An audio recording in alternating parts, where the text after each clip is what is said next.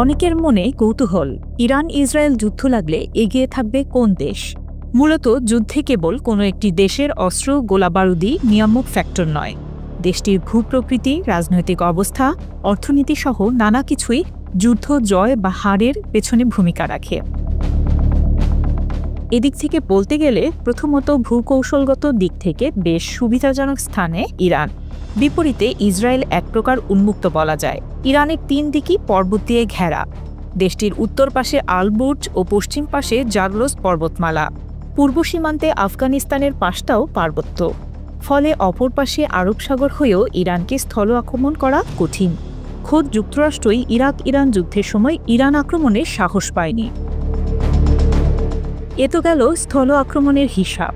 আকাশপথে আক্রমণ বা অ্যারিয়াল অ্যাটাকের বিষয়টিও ইসরায়েলের জন্য সুবিধার হবে না, কারণ ইসরায়েলের প্রায় সব দিকেই ইরানের সামরিক উপস্থিতি আছে। সিরিয়ায় ইরানের সরাসরি সামরিক উপস্থিতি আছে। এছাড়া ইরাক ও লেবাননে ইরানের প্রক্সি গোষ্ঠী আছে।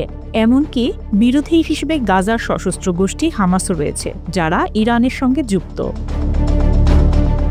এই বিবেচনায় ইরান ইসরায়েলের 3 পাশেই সামরিক উপস্থিতি বজায় রেখেছে।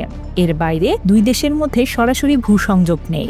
2 দেশের মধ্যে প্রায় 1600 কিলোমিটারেরও বেশি দূরত্ব। মাঝে ইরাক ও সিরিয়ার অবস্থান। ফলে ইরান ইসরায়েলের সরাসরি সংঘাতে যাওয়ার সম্ভাবনাও সুযোগ কম। ইসরায়েলের সবচেয়ে বড় মিত্র যুক্তরাষ্ট্র ইরানে হামলার ইস্যুতে তেল আবিবের পাশে থাকবে কিনা তাও নিশ্চিত নয়।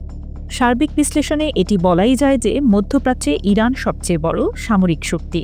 প্রায় 5,80,000 সক্রিয় সৈন্য এবং 2 লাখ প্রশিক্ষিত রিজার্ভ। মধ্যপ্রাচ্যে ছড়িয়ে ছিটিয়ে থাকা দেশটির মিলিশিয়া বাহিনী।